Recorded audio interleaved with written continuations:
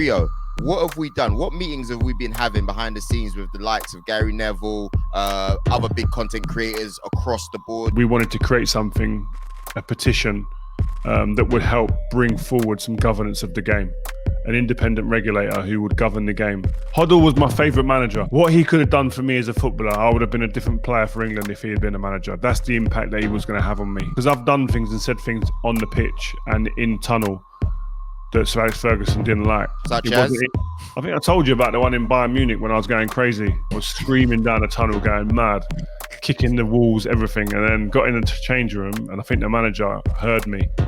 And then he told one of the guys, shut the door, and he just came above me.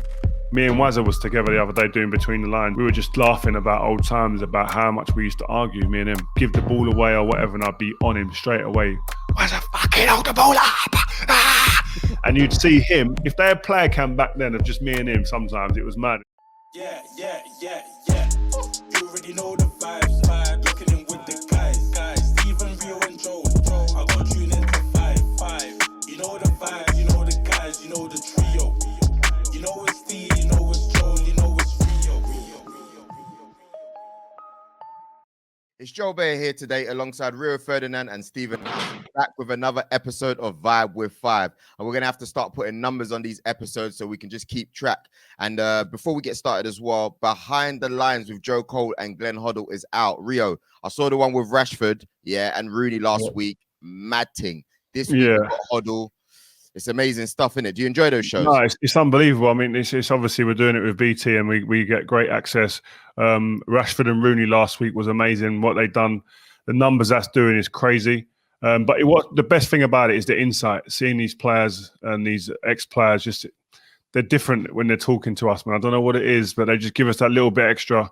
Hoddle and Joe Cole talking about the England team and the England squad that they'd pick.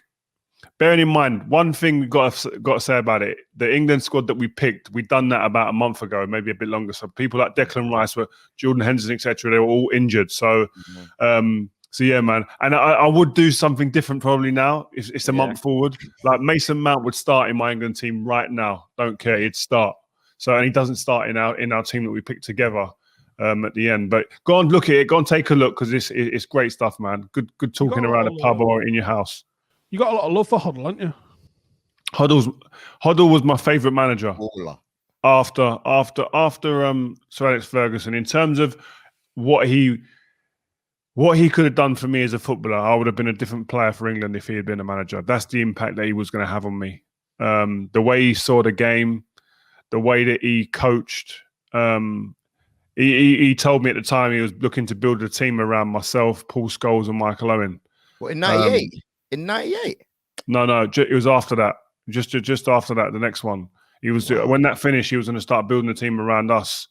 But obviously, he didn't get past. He didn't get to take the team for reasons off the pitch. But he played at free at the back like the team are playing now. But he had me kind of moving like Franz Beckenbauer, man. It was just like coming out with the ball.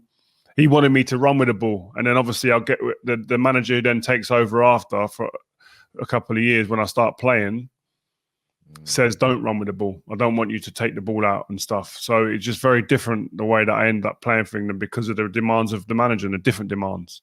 Was that Keegan who followed it? Yeah, it must have been Keegan, innit? Keegan didn't really play me, so it was Sven. Sven just said like, no, my centre backs don't run with the ball. Whereas like Hoddle, I was sitting there like thinking, right. When I played with Hoddle, I felt like I was playing with my mates on the estate. That's how free that he made me feel. Like, Rio, just come out of it. Incy, you're going to sit. When Rio comes out of it, run out of it, etc. He played me right wing back once. Like, he just had me doing mad stuff because he just saw something in me that he thought he could build around. And it was just, I was devastated. That was one thing in my career that I have big regrets about is that Hoddle didn't get to manage my England team when I was one of the prominent players. I wouldn't mind seeing him on this podcast and having you two go at it. I think that could be a really interesting. Yeah, we'll do it. He loves it. I love talking to him. He's so insightful, man. So we'll get him on. There's not one week that Steve doesn't say that. That's like Steve's golden line every week. Like he keeps it going. But I was gonna say, I don't want to move on too quickly. Wait, you see when you were 17 and he gives you the call up, 18, 17, like I still look at that bench, you Owen in there, like what the heck, bro? That's mad. It was crazy, man. Because you got to remember, I'm going to the squad, and I'm people that were my heroes as a kid, like Gaza, Paul Ince, were two of my favourite players at the time. They were in the squad. And I was going, and we used to get an allowance of phone calls after. So there weren't mobile phones then, remember that, yeah? So we used to get allowance in our rooms. You had your phone next to your bed. And so you'd have an allowance every day. And I used to just ring my mates and say, listen, I was sitting next to Gaza in the table tennis room. He was playing table tennis, man. Just reporting back. I was like a news reporter. Like, it was unbelievable. So, and just being able to train with these guys and just sit in the change rooms and just be alongside these guys. It was like, and going into training and just trying to show them, like, I'm ready to be here. Like, this is what I'm about. And it was amazing, man. That's exciting. Wow. Yeah, that's why I want that. This is what it's about, Joel. We've got to get these, because that conversation between Rio and Glenn Hoddle, I'm sure you've probably had it in private. I think that needs to be seen by people. I because agree. I've heard you name drop Glenn Hoddle, and I can see something in you every time you talk about him, and I want to know more. Or you post him. You always, like, I see him on, like, you say nice things about him when you post him on your IG. I've noticed. Yeah. It's respect, isn't it? You respect the game. Yeah. He also was trying something different when he came out with the 3-5-2. And I remember the papers hammering him for it at the time because England played 4-4-2. That's it. Well, you've got to watch this episode of Between the Lines then, because he talks about Southgate's team who played for Glenn Hoddle in a 3-5-2 as well. Yes, but the way that Hoddle shapes his team, he goes into mad detail. The way that he would change with the ball and without the ball. It's good, man. Can't wait. All right, go on, Joel. What are we talking about then? We have to touch on the petition. Yes, that's what I was just trying to tell you. There's a big petition that we got going on here so far, and Steve, you've been keeping track with the amount of signatures. We're going to get onto that in a second. We need to fill the people in with what's going on, and you're thinking, what petition? Rio, what have we done? What meetings have we been having behind the scenes with the likes of Gary Neville, other big content creators across the board? Your Spencer Owens. Can you let us know what we've been doing, please? Yeah, well, I think everyone would have been well aware in the football community the weekend when the ESL news came out and the European Super League was about to happen, and the uproar that it created within the football community, the fear, the outrage, and then all of a sudden, I remember Gary Neville was on TV talking, myself was on BT Sport talking about it.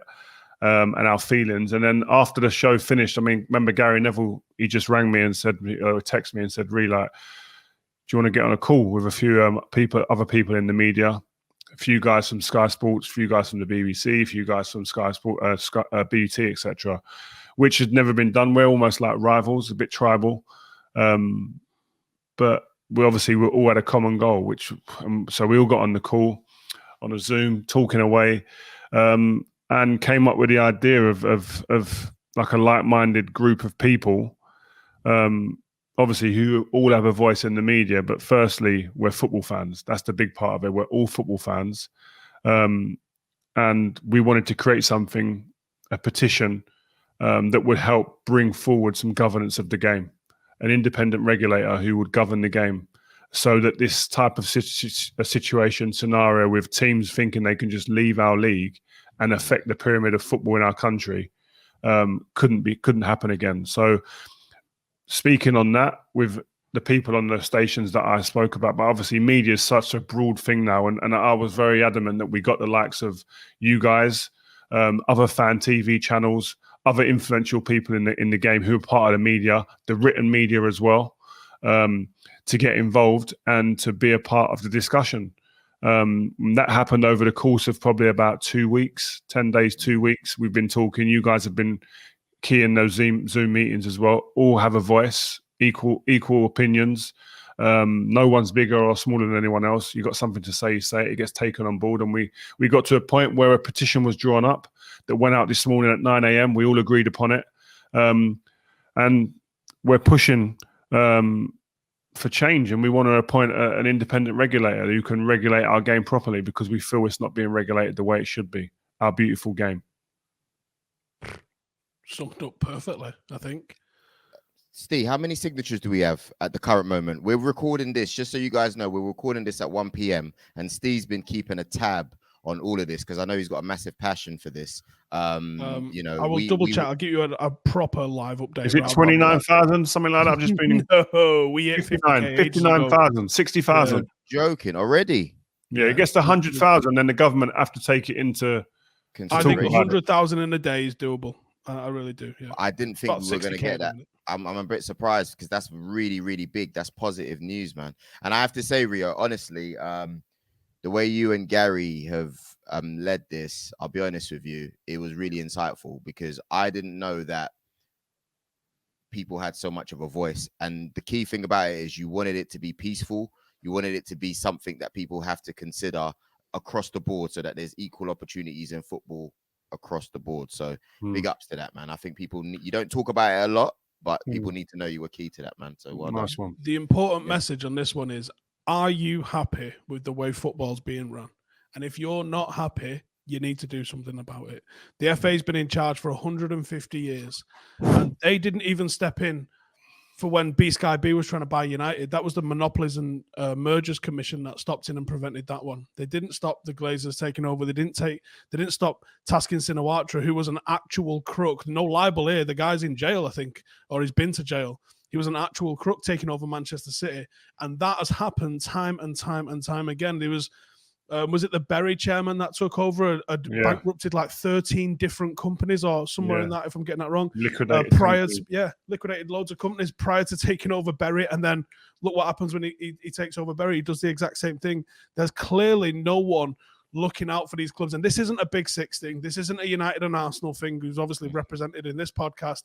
This is all the professional clubs. I mean, I personally went and emailed a representative of either a fanzine, a fan channel, or a supporters trust of every single one of the 92 clubs last night to say, get on board. This is for all of us. This isn't a Premier League thing.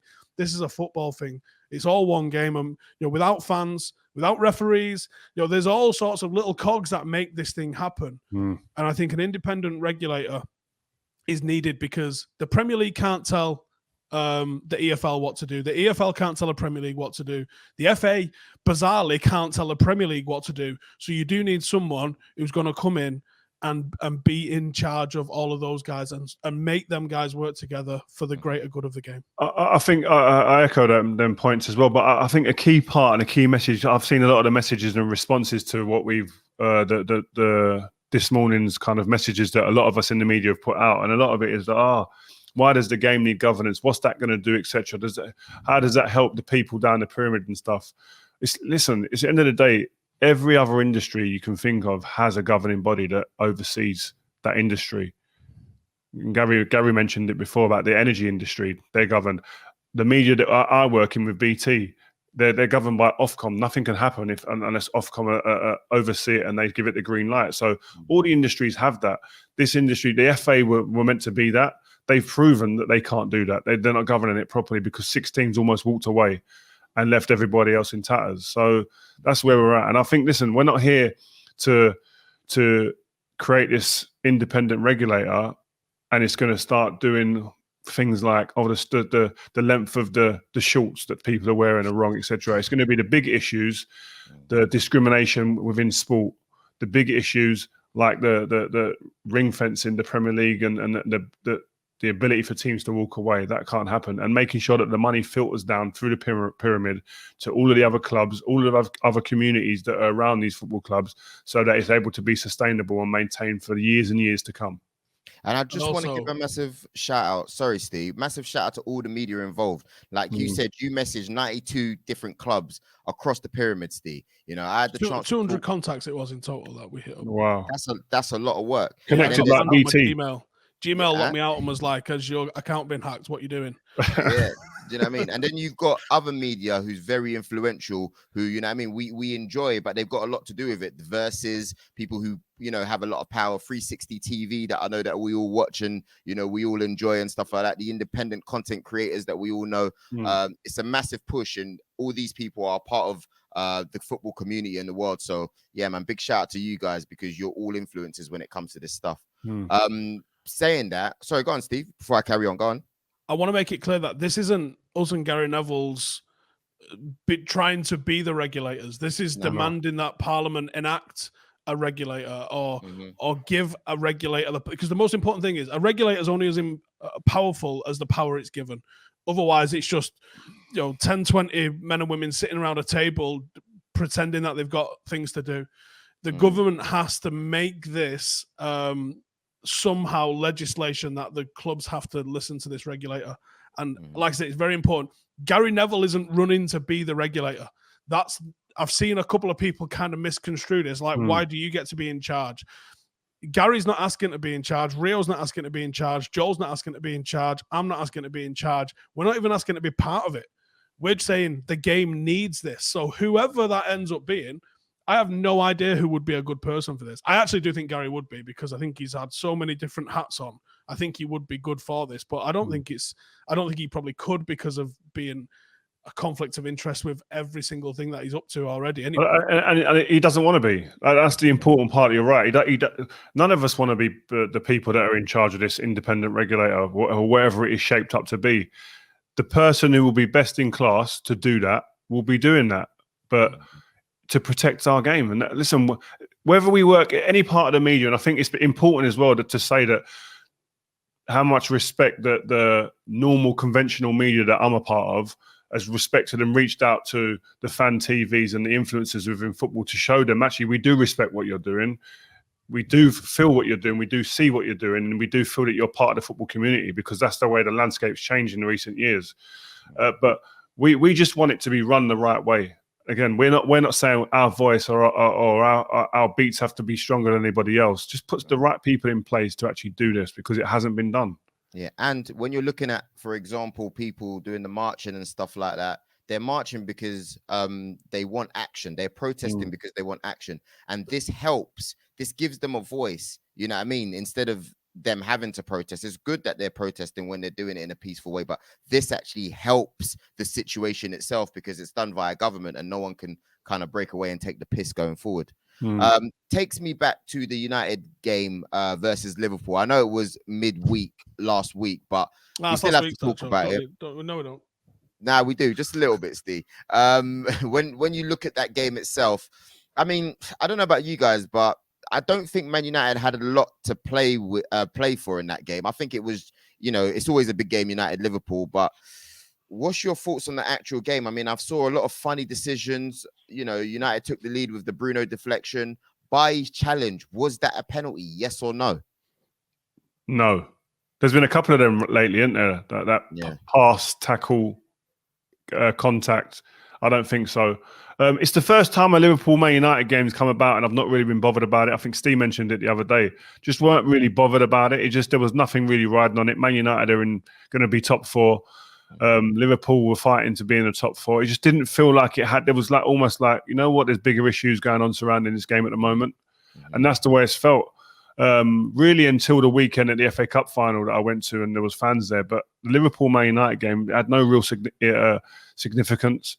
The game itself was actually a really good game, if I'm honest. Loads of goals. Yeah. And Liverpool punished Man United. And Salah, you know what? Can I just say something? I've seen a lot of teams put their team of the season out. He's vying for top goal scorer again in this league, and he's not in people's team of the season. I do not get it. He ain't getting the respect he deserves. Mohamed Salah is a top player who's churning out numbers year in, year out. And people are saying it's become the norm to see him at the top of the charts now. So I just forget about him. Yeah, it's rude. I mean, it's out of order.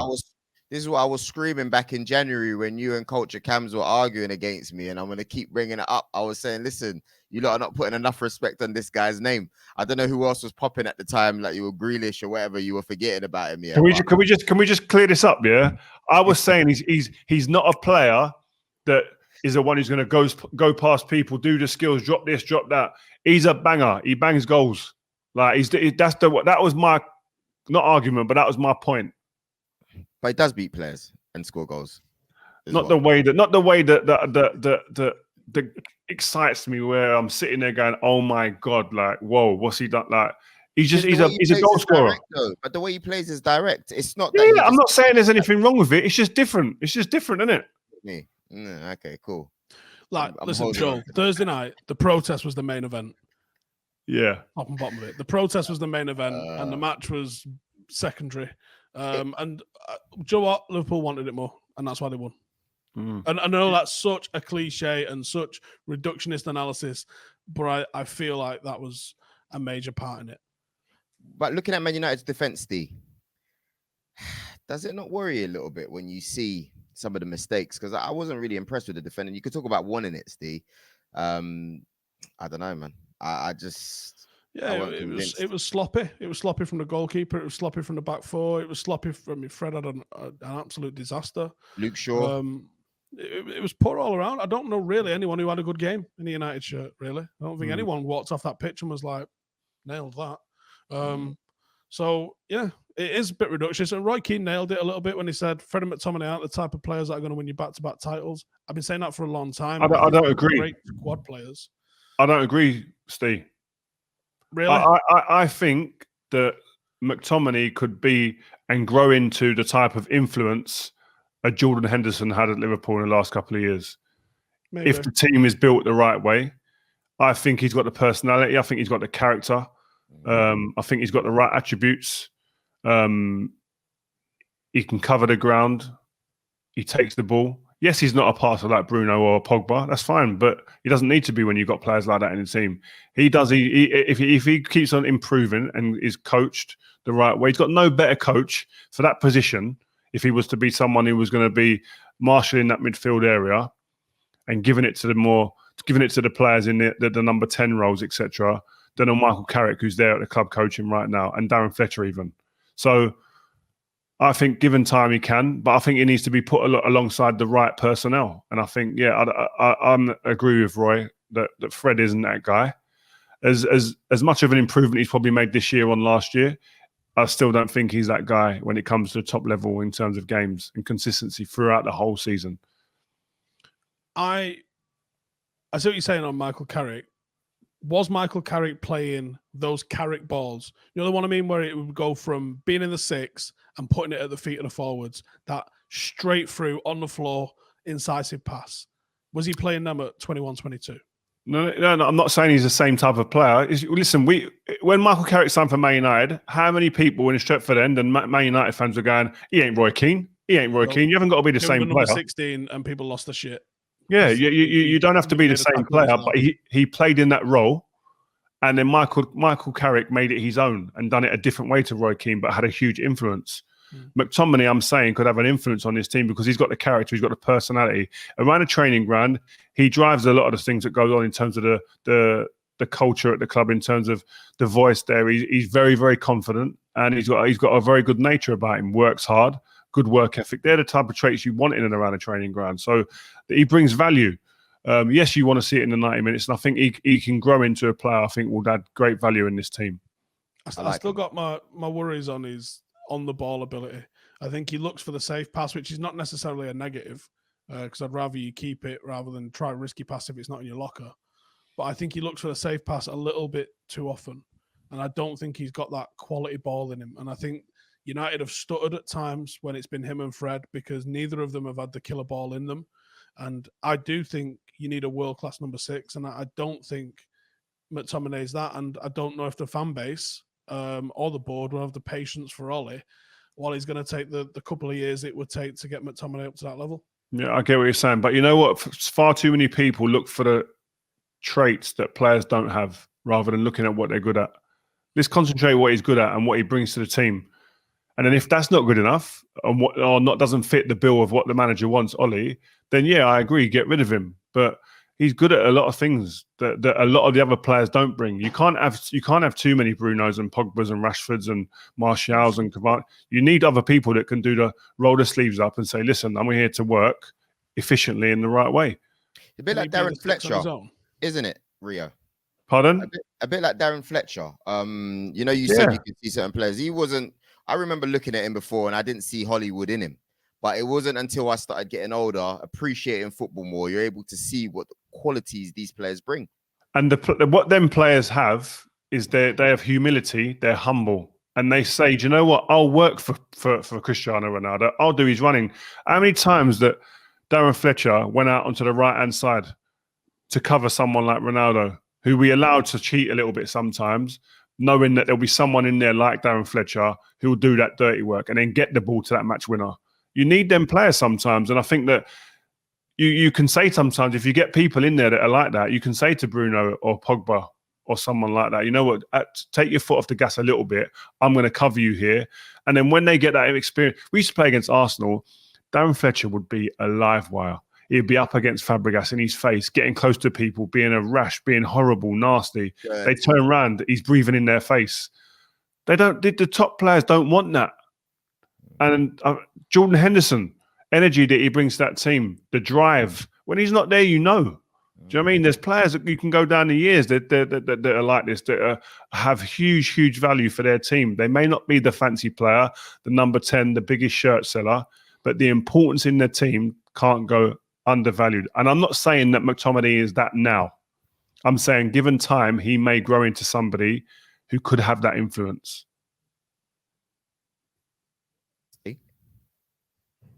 He's not sold. Yeah, exactly.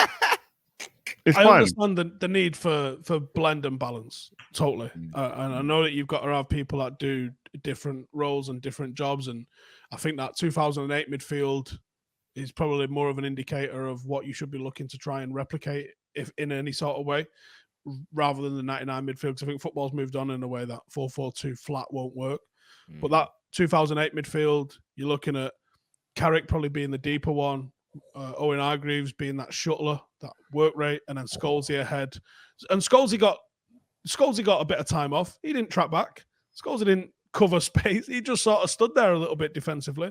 But he was allowed to because you get him on the ball and magic's going to happen. And I wonder, can United replicate that? Or have we got too many? Is the balance off, maybe? Yeah, I like a Sal Niguez in the team, me. I think he's like I like him under Herrera. I'd love him in United. I like Sal Niguez. I think they'll go elsewhere now for somebody, maybe not this window. I think centre midfield, I still think they can get away with it. I think there's more pressing positions to go on recruiting. I think the Cavani signing means they won't sign a centre forward. Right wing could be a place where they'll maybe push Mason, because I saw Mason play centre forward the other day, and he was really good. I really enjoyed seeing him play. So I think he'll play more up front as a number 9 and mix that and share it more with Cavani next season. So a right winger and a centre back. I've said centre back for the last 3 years, I think, probably since I left. Some talk about Varane. Do you think he's the real deal, or do you think he's a little bit of smoke and mirrors about him? Do you think he's the real deal? Yeah, I'm asking a question, Joel, not giving a statement. That boy, I'll answer for Rio for that one. That guy is a top player, man. Like, when you've got players that consistently have played at that level, that he's played, won trophies, been key players. We all love Ramos, but Ramos doesn't always do it himself. He's needed a partner in the past, and if you want someone that's fearless, good in the air, experienced, that can walk players through, Varane is the guy, man. Top quality player. One thing I would say: 13 finals, 13 wins. I think that's the stat. I think that is it. Correct me if I'm wrong, but he's got the experience. He's quick. He's got there's experience and pace. Basic. If you're looking just basic, that's what our centre backs. We need one who's got that experience and pace, or just pace. I want to see pace. Someone who can match someone on the halfway line and play 1v1, and say, listen, Maguire obviously isn't got. That's not one of his main attributes. His pace and being able to turn and run back to goal. But the other one next to him can do that and can cover. That's what I think we need. We haven't got that.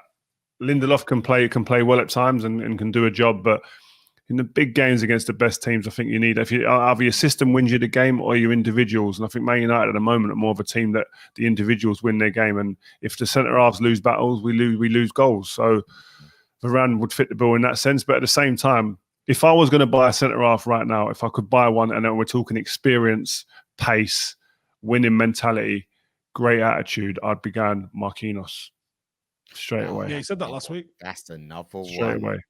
Yeah, that's another one. But why would he go United though? And I'm not being rude. If you are looking at, you're being rude. No. Listen, I don't have time to be rude at the moment. Yeah, because we've got our own issues to worry about. Yeah. Don't make me get Crystal Palace in here to smack you about. When you look, whatever. When you look at it, yeah, PSG look like they're reaching Champions League finals almost every year, or at least, last 4 now. Yes, they win the league, and it's they're expected to win it every year, besides this year, of course. But I just don't see why he would currently be going to Man United. Man United is a big club. Yeah, but if you look at it like this, if you're looking at it like now, you might go, oh, Paris Saint-Germain look like they're going to finish second. Man United finish second, but in a better league. So tit for tat, you go to one or the other, and it's a bigger club. Looking at Europe, who do you reckon is going to get further next season? Just going for what you. If think. I'm Marquinhos, I think if I go in there, I can make a big difference, and I could rejuvenate this club, get them back to where they were. That's the way you got to look at it as a player. When I went to Man United, I'm sitting there thinking, I can improve this squad massively if I get played to my potential. That's how you got to think. United were winners. United were number one. They didn't win the league before the season you came. I know this. I know you're going to say that. Yeah. But overall, they were the top team in the land. Overall. Yeah, but they didn't win the league before the season before I came, and I'm thinking, right, I can be a factor in changing that. Yeah, but you were at Leeds, bro. So with no disrespect to Leeds, yeah. PSG. No. I'm not saying it's the same scenario as Marquinhos. I'm not saying that for 1 minute. I'm just saying that that's the mentality as a player that you have to go to a football club with. Like, it's not always about I'm going to go to a team that's winning. Sometimes it's I'm going to go to a team and I'm going to make them win. Like Bruno did when he came to Man United, basically. It seems like that's his mindset. Yeah, definitely. Yeah. Interesting one. Oh, before I forget, Steve, you're a coach, obviously. You know what I mean? Apologies. I know your team, didn't win the semis or whatever it was on the weekend. You know what I mean? I know you were a bit upset when we spoke. Are you all right? What happened? I'm fine. I was serving my 1-match ban. Oh, is it? Sideline. Yeah. That might have been a factor. Yeah. Well, we came off. Ronaldo comes to me. That was your fault. I went, how was it my fucking fault? And he went, because you weren't there. I was like, they got a player called Ronaldo, by the way, just in case you guys are like, what's going on? He's got a player called Ronaldo that plays for his team. He's got a twin brother called renamed Rivaldo. him? Have you just renamed some of them like old Man United players? No, he's called Ronaldo. What's his brother called? His brother's called Rivaldo. No way. Twin brother. Wow. 100 mile an hour. They both play for me as well. But yeah, Sadio Mane walked off the pitch without shaking Klopp's hand. I know it was news last week. I wanted to ask you, Rio, have you ever done such a thing to Sir Alex, or do you remember a player doing such a thing to their manager? It might not be Sir Alex. Only Rude, really. Surely there's only Rude who did that to Fergie. Pardon? Surely there's only that Rude incident in the cup final. Rude Van Nistelrooy was the only one I saw show some sort of disrespect, and he went to Real Madrid immediately. There weren't none of that hanging about and letting it fester. No. You disrespect, you're gone, no matter who you are. So I think Klopp, to be fair to him, handled the situation really well. Very well. He diffused the situation really well. So I don't think there'll be any hangover from that or lasting effects from that. But yeah, you have to remember, man, I think he done something different. He named the team differently and didn't explain to Mane when normally he explained to the players is the way I think he explained the situation. So you can understand why Mane was kind of vexed. And I think during a game when you see it like that and he's just come off the bench, I can understand Mane and the way he is, because I've done things and said things on the pitch and in tunnel that Sir Alex Ferguson didn't like and became a big problem in the time. But then... Such as? I think I told you about the one in Bayern Munich when I was going crazy about a substitution that he made. I think Scholes or someone got sent off in Munich and the manager made a substitution. I don't know what happened. We were winning 1-0. He changed it and I didn't agree with the substitution. Is this the one at home where Rafa didn't get substituted? Right. No, away. He brought Berber on, I think it was. And I didn't agree with the substitution and I was waving my arms going, what are you doing? What are you doing? And then we lost the game 2-1. And I came in the tunnel and I was going crazy. I mean, I remember Van Bommel looking at me like I was screaming down the tunnel, going mad, kicking the walls, everything. And then got in the change room and I think the manager heard me. And then he told one of the guys, shut the door. And he just came above me and just started screaming, shouting at me, like, who do you think you are? Don't you ever question anything that I do. Don't question the staff, your teammates, blah, blah. Who do you think you are, type thing. And I was going back at him, then like you've gone against how you've told us that we were meant to do. We get a 1-0 goal away from home. We take that, bring them back to our place. and you tried to gamble. I didn't agree. And I remember Gary Neville was sat next to me and he kept touching me on the shoulder going, it's enough, Rio, enough. Leave it. Wow. You ain't going to win this one. And I was like, I don't care. And I'm sitting there thinking like, Nev, you know what I'm saying. You agree with me. Now fucking back me now. Like, but everyone was like, just leave it, man, leave it. And then to be fair, the next day I went into his office to apologize. I got in early. And he absolutely unloaded again. He just went bananas again. Yeah, he went crazy. This ain't the first time you've done this. I know you've done this before, and I'm not having this. You know what? I'm sorry. I should have. Is that what you was like in the dressing room then? I just said I'm sorry because I'm sorry because I should have picked my moment maybe better, not in front of the team. I didn't agree with it. I'll come and see you in your office tomorrow morning when everyone's emotions are a little bit more calmer. He didn't appreciate Did you do that regular? No, not regular. I've done it a couple of times. It was well received. No. He don't take stuff. Sir Alex Ferguson don't take stuff like that. No. Anyway, I've had an idea, Gaffer. Yeah, shut the fucking door on the way out. Yeah, oh, man. So then, just to understand further, because I like to hear these stories. I know everybody watching does as well. So yeah, this is my favorite part of doing this. Yeah, this is my favorite part. So when he's unloaded again the next day, is that the last time you had done it? Did you think inside, I could get sold here if this carries on? What's going through your mind? No, I didn't think about stuff like, you know what? I was never a selfish player within a team. And I think that was the only saving grace that I had, that I think deep down he knew I wasn't coming at these things from an ego point of view or is about me. It was all about for the good of the team. I think anyone who's played with me or shared a dressing room with me would always say that I was a terrible loser every day in training and on the weekends when we played the games or during the week. And I was very moany. I moaned about everything. And if I moaned, it was never about me. It was about us as a group, what would be affecting our group to be better. So, and I think that's the only saving grace I had with him, because I think if I'd done a couple of times what I'd done and he thought it was me just trying to just flex my muscles and be egotistical, it'd have got me out the door immediately. And I think that he knew deep down that everything I moaned about or I kind of went against him with at times was from a team perspective for us to be better. Yeah, not like, why aren't you passing to me or you're making me look bad? Yeah, it was just more about the team. I don't think we should do this, or I think that, or he's shit, or he's doing this and arguing with a player, or like, I think he knew that. I sometimes, even in training, I'd go nuts at whoever's refereeing, if Rene Moulenstein or Mick Phelan was refereeing, and me and Wazza, sometimes it was almost a competition who was loudest and most aggressive towards the ref. And yeah, it was because it's mad. It's only training. Everyone goes, it's only training, man. But like that game, if you lose that game in training, you're getting hammered in the changing rooms for the next hour or an hour and a half, caned, and you go home with the ump. Or I'm seeing people not pull their weight in training. It used to just rile me, man. I used to go nuts. I used to boil. Like if someone's not putting it in, and I used to think like, are you taking a fucking piss? Like, come on, man.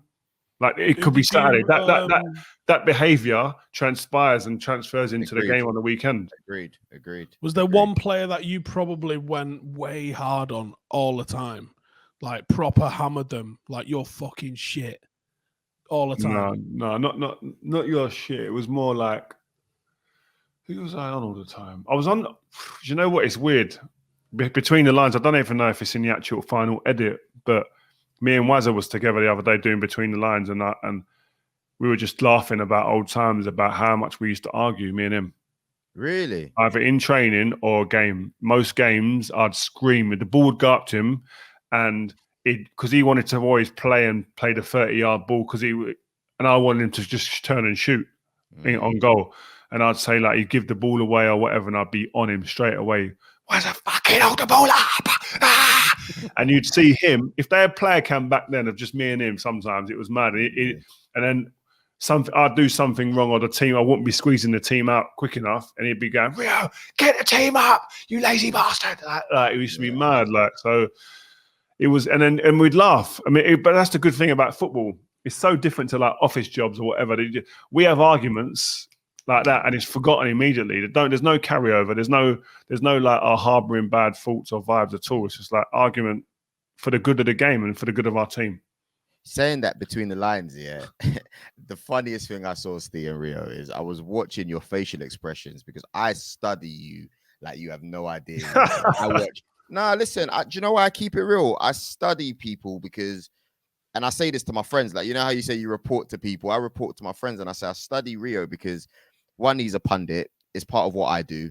Two, he's from the school of Sir Alex Ferguson. So I'll be stupid to not study all the areas of your life because there's no better training as far as I'm concerned. I saw your facial expressions when Wazza said that even though he had a great season, he scored like 30 goals or something like that, but he said he didn't enjoy his football. And if someone goes back and watches the video, I can see you. You didn't say anything. You went, like that, yeah, because he was saying he wanted to be involved in the game more. But I'm sitting there thinking, and I know I'm thinking what you're thinking. I'm thinking, but brother, you just banged in 30. You're doing the thing. But he wasn't happy about that. And I just don't understand that. That was also the season we didn't win the league, though. So is that his thinking? No, he was at heart's a street footballer. He wants to be involved in the game. Wazza would want to come off the defender, away from the defender, turn, play a 30-yard ball. He get as much joy at that sometimes as almost scoring a goal or having a shot on goal. And I was like, Wazza, just go up against the centre half and bully the life out of them, please, because they don't like it. You bully every centre half on the planet and get 35 goals again. And then be up for the PFA awards and be up for the Football Writers Award, be up for the Ballon d'Or. Like, do it year in, year out and create some mad legacy. Not that he hasn't done that anyway, but I mean, I think Wazza could have been a 35, 40 goal a season man every year, playing as a number 9, playing purely as a number 9. His response to being England and United's leading all-time scorer with the line, I just had the time to, blew me away. Yeah. Man, I wasn't the best number 9. He's too humble. He's too humble. He's too humble. This you's mad. England, too humble. England alone, cool. United alone, very cool. Both of them together. No, but he's humble, man. Wazza's like that, and he's like, yeah. And you know what? It's weird because I came back that summer and I said to him, like, I remember him pulling me. I remember exactly. He said to me, Rio, he used to sit next to me near me in the change room in a little corner we had with Fletch and Anderson and that. And he went, Rio, man. He said, I'm going to tell the manager I don't want to play as number 9. I want to play number 10. What? What do you mean? You scored 30-something goals last season. What are you talking about? It's a great season you've had. Didn't enjoy it, though. And I was sitting there thinking, this guy is mad. But horses for courses, everyone's different. Yeah. Boy. I've just been reading a book by the Dutch journalist Simon Cooper called The Football Men. Have you read it? No. There's a chapter on you in it. For me? Yeah. So basically, the guy did player profiles for like De Telegraph and people like that, and I think he also did them for some British papers, but I can't remember who off the top of my head. And he's basically just made a book out of all of the player profiles that he did at the time that he did them, and he's not changed them to see if they turned out well or if they turned out bad. The Michael Owen one's mega because he asks Michael Owen the question, do you think you've peaked when he was 21? And Owen obviously says no, but then he adds a thing at the end saying, obviously he had at that time. But on yours, it's really interesting because it's talking about the 2002 World Cup and it's talking about you and Sol Campbell and comparing the pair of you and how different you are as defenders and how that it works because of that, and how talks about how you defend space rather than men, and how you'd come off against Sol Campbell and you'd be bruised because he's an absolute brute and he's all over you and he's constantly on you, whereas you'd probably not even know you'd been in a game playing against you, but never see the ball. And I just thought I'll try and photocopy the excerpt because it was really interesting reading. To see that. That's sick. That is proper. And it was from, like I said, 2002. You're still at Leeds, and it's just, I think he says like there's a big move on the horizon, surely, or something like that. Wow. It's really interesting. It was good. I know viewers, I know you guys are part of this. We had a different plan for the show, but it's vibes, in it. So we're going with the direction. We went with the vibe. Yeah, we went with the vibe, and I know that you guys are enjoying it. So make sure you like, you comment, let us know other stories. Something that's hit me at the moment, Rio, just because of what Steve has said. Do you think Rooney peaked too soon? Because I can't wait till we get him on here. I'm gonna ask him directly because I remember seeing Mohican Rooney. Yeah, I remember sneaking in with my boy Moses to Selhurst Park. Yeah, sneaking in through the back to go watch Crystal Palace United. Say what you want to watch. Oh yeah, Joe, Arsenal fan. Go back. Listen, you lot were the team at the time, innit? The big dogs. And I remember it was the first time I saw Cristiano play and Rooney. They were on, just terrorizing. I'm talking bullying teams. Yeah. He got older and he got calmer. No, but you know what? He still affected the games. So you made a great point there. He got calmer. He matured. Like he was like a raging bull when he was a kid. When he come to Man United, he had anger issues off the pitch. On the pitch, the same. Used to go bananas. Couldn't control his temper, and that was part of the thing about watching him and seeing him, because you could see would erupt like any of your mates would in a five-a-side pitch at school or on your estate. He was one of them kids you just thought, you know what, I can relate to this kid. That's why everyone loved him as a kid. He's street footballer, straight out the back, straight away. But he ended up maturing, but he didn't lose his impact on football either. People just, because he wasn't maybe as explosive with the madness, people think that he probably, but he still had the effect and he still had the impact. And I think that's the difference. He became a slightly, probably different player a little bit, who played, again, a little bit off of the game, came off of defenders a bit more, not as much up and against and around people's feet, physical. He became more mature and played off away from players a lot more. But that comes with maturity. But he will be remembered when you look back in the next 5 and 10 years with even bigger kind of respect, I think. I still don't think Michael Owen and Wayne Rooney, I still don't think get the respect they deserve for what they've done in football. And I think Rooney, especially, when we go away, I've said this before, when we go away abroad, man, with him, it's like going away with the Beatles. They love him. But he doesn't get that here in his homeland. It's mad. Because he's just an amazing... Go on. I want to know your two favourite... One, what is your favourite version of Rooney? The mad animal. I knew. Yeah. The one that you always see in that drop ball against Hull, I think it is. Where he just launches everyone. Yeah. That's my favourite Rooney. The Newcastle game when he's arguing with the referee and the ball drops, bang. Is it? Yeah. Is that your favourite Rooney goal? Yeah, probably is. Yeah, it just epitomizes Wayne Rooney that I loved. You want and the Wayne Rooney you wanted in your changing room. If I'm going to battle and I'm going to play against any team on the planet, and I know it's going to be hard, man. We have to roll our sleeves up, and you need quality as well. There's my man. That's the 04 Rooney, the Euros Rooney. But I'll be honest with you, Rio, I never saw that man again, me personally. And that's why, for me, you guys might say something different as United fans, but for me, looking in from the outside, I think he peaked too soon. But you know, he worked on his anger and that. Like, he would come in and go like, "Oh, my booking record's unbelievable now," and I will sit there sometimes and think, "I'd rather you get booked 25 times this season and be that guy." I'll pay it. Don't worry. Don't care. Yeah. I think my favourite goal was the AC Milan one at home. Oh yeah, it's a nice goal. Nice goal. He scored too many bangers, man. He scored so many bangers. It's a joke. Can imagine he was good in the dressing room as well. I want to know what you thought, actually, because I know what I thought. After he scores that trick against Fenerbahce, I remember me and my mate was just going like, oh my God, what have we just signed? This is nuts. Because it's like taking free kicks as an 18-year-old and he debut just like move gigs. Stepping over Giggsy. Yeah, no, I remember just sitting there walking off and just looking at a few of the lads. You know, like so Wayne's maybe here next to me on my left there, yeah. And there's a few lads around the change room. And you look at you catch someone's eye, and you both go like that. Yeah. Like, because that's just the way it was. You just think he's 18 years old. He's come in here, got a ripped shirt down his neck. He signs in a Marks and Sparks jumper or whatever it is. He don't give a toss. He don't care.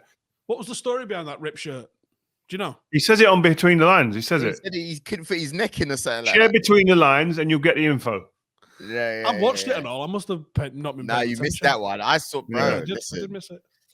It's all in the detail. I think for the sake of also the episode, we have to be fair and talk about the newly crowned FA Cup champions, Leicester City. Oh, we do and all. We do and all. You know, what a well-run club. Very well-run club, isn't it, Steve? I said that on the TV with BT. We done the game for BT, the FA Cup final, and I said like they're a shining example of a team that is run properly. They're funded well, and you can be successful doing that. And you'd like to think that other clubs would look at that model and think, actually, there is a way to do this, where the fans still feel connected to the club. They feel connected to the owner. They feel connected to the team. You could see that. And the best thing about the weekend was obviously the fans coming back to the stadium. 22,000 people, 6,000 from each, I think it was. That it wasn't even half full, right? But the way that the energy that came in that place and the atmosphere that they created was just, it made you realise, we all remembered and we all know what the fans mean to the game. But when you get the people in there, you straight away you go, this is why we love football, man. This is why. And you could see, I was thinking back for the last year, the games I've been to with no fans. Then I'm looking at this game here that I'm at, and I'm seeing the way that the players are reacting now. Jamie Vardy's tussled with someone during the game, and straight away as the ball goes out for a corner, he's going like that to the fans. Come on. Like, you don't do that with no fans in there. You don't get that charge. You don't see that extra little percent. The energy that comes from the players, then that energy comes from the fans to give him that. Maddison done it when he came on as well. So like them little things that you see that you might. I had chills probably half of that game. I just had the hairs on the back of my neck were standing up because seeing the fans, their emotion when they get someone has a shot or a save's made or a goal goes in and it's just like, to have the fans back, mate. Next season's going to be like nuts because people you forget what it's like, man. Yeah. Just so you guys know, I'm going to be covering games on a weekly basis for 5. In fact, I'm even going to the Arsenal one this weekend, doing fan stuff, and we're going to be bringing you guys some amazing content. And I saw on your IG. What'd you say? I can't wait to see that. I love all that stuff at the games. Yeah, man. We're definitely doing it. So make sure you subscribe. And also, how big is Vardy, Kasper Schmeichel, and Wes Morgan to Leicester? I know Steve's going to talk about the owner soon, but how big are those players? I can't see that when those guys retire, that there isn't a statue outside the stadium of them 3 boys. I can't see. There has to be. What they've achieved for little old Leicester to win the league, Morgan captain, Vardy the main goal scorer. Right? Who's the other one again? Schmeichel. And Kasper Schmeichel, and he's the cat in goal.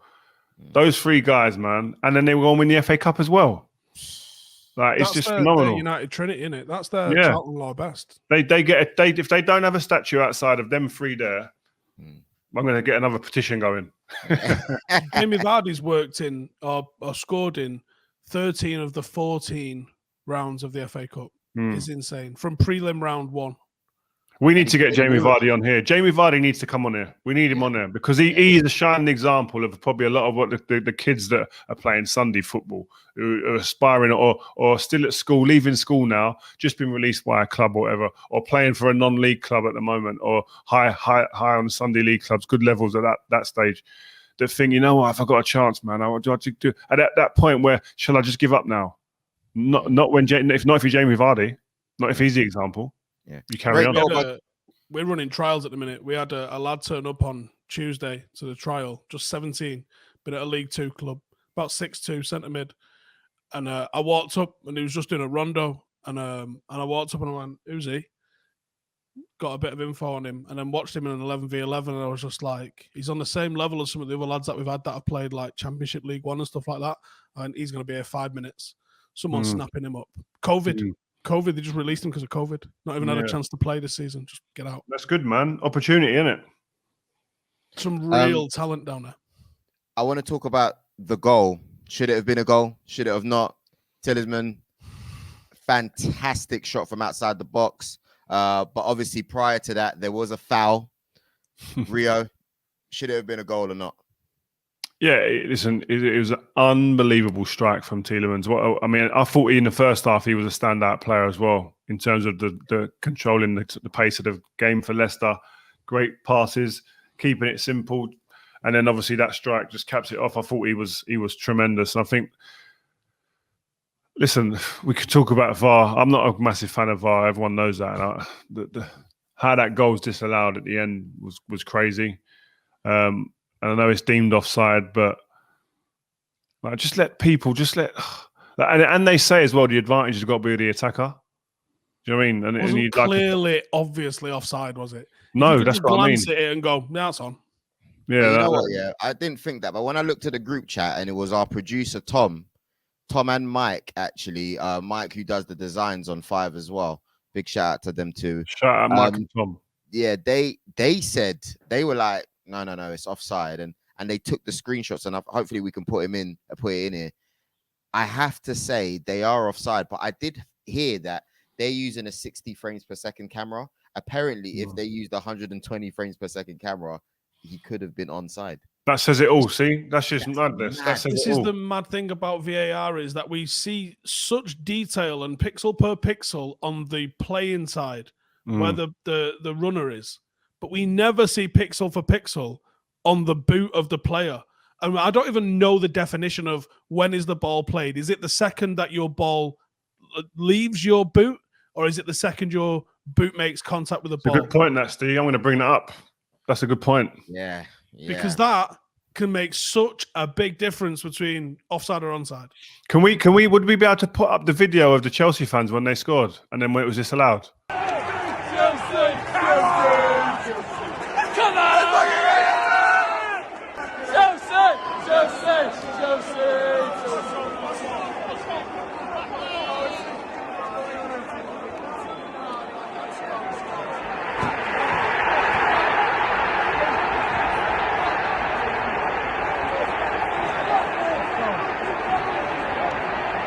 Come on! Chelsea! I saw some.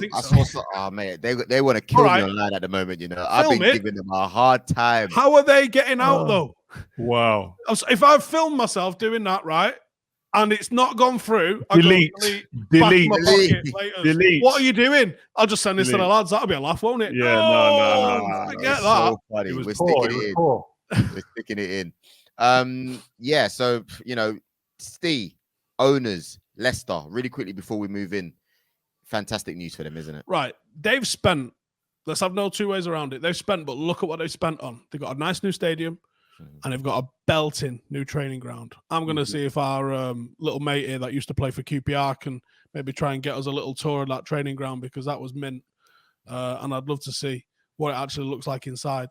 That's what they're doing. They're investing into the infrastructure. A few years ago, obviously, they got into the scouting department, their analysis department, and they're pulling out the likes of Mahrez, the likes of Kante. They're finding gems, undervalued players all over the show, and they're bringing them in and they're putting them in the first team, and they're working.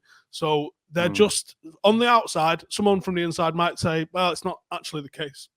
On the outside, they're a very, very well-run club, and I'm jealous.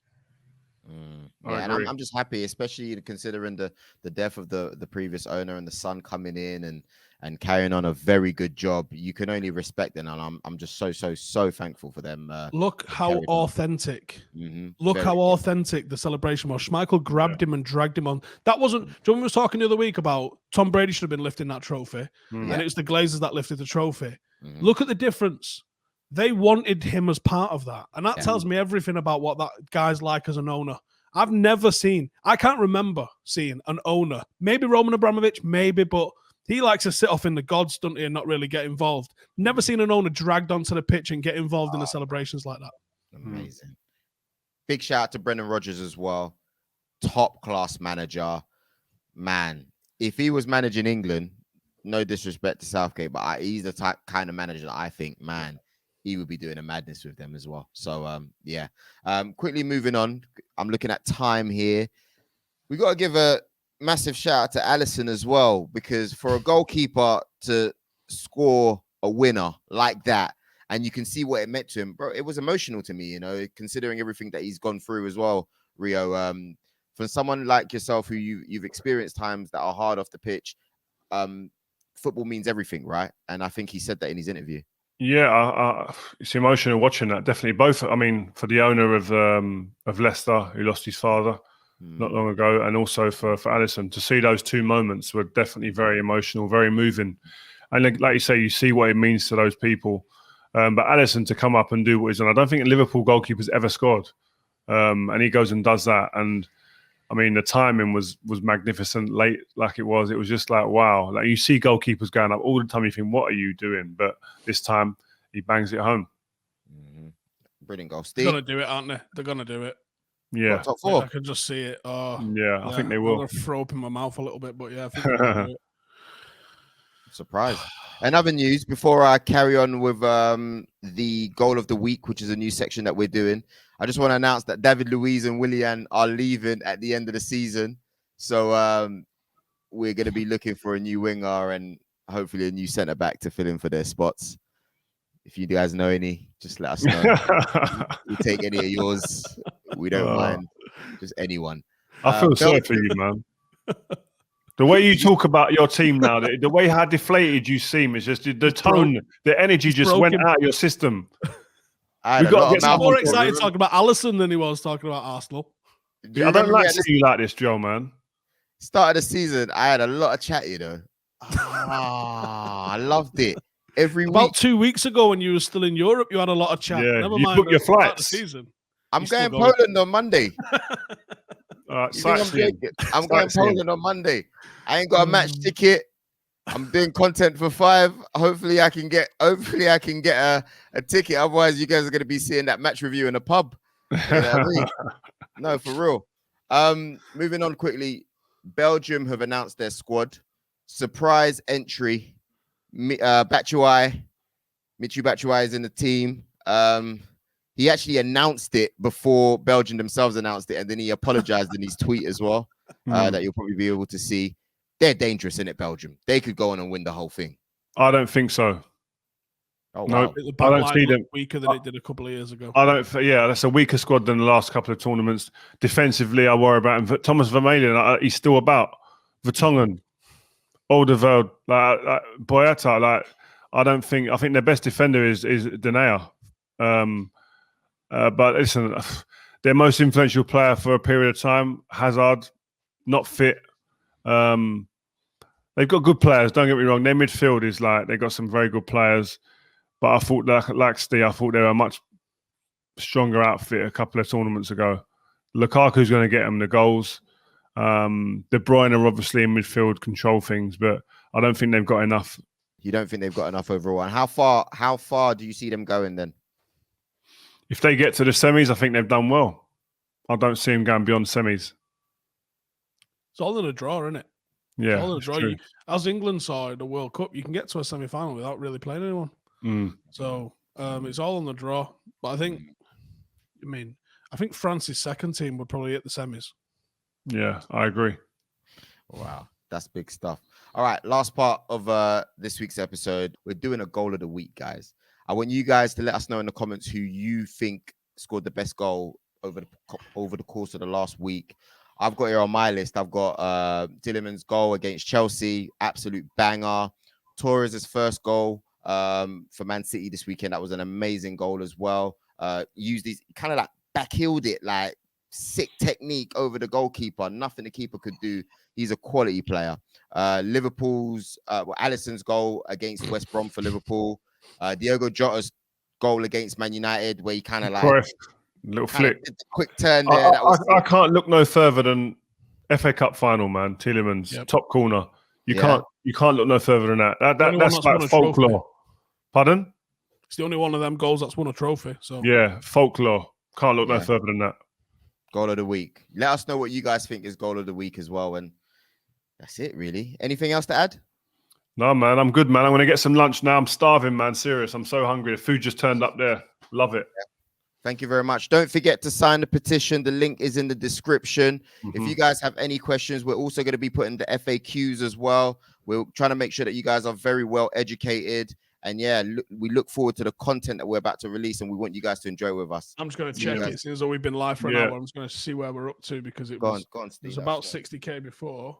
Let's see if it's gone up too much, because it flew up first thing this morning. Obviously, with everyone pushing it out, we're on 65. Wow. So up, nice. Creeping up. Just make sure you keep your notifications on, guys, and make sure you keep pressing the subscribe button. Yeah? Stay tuned.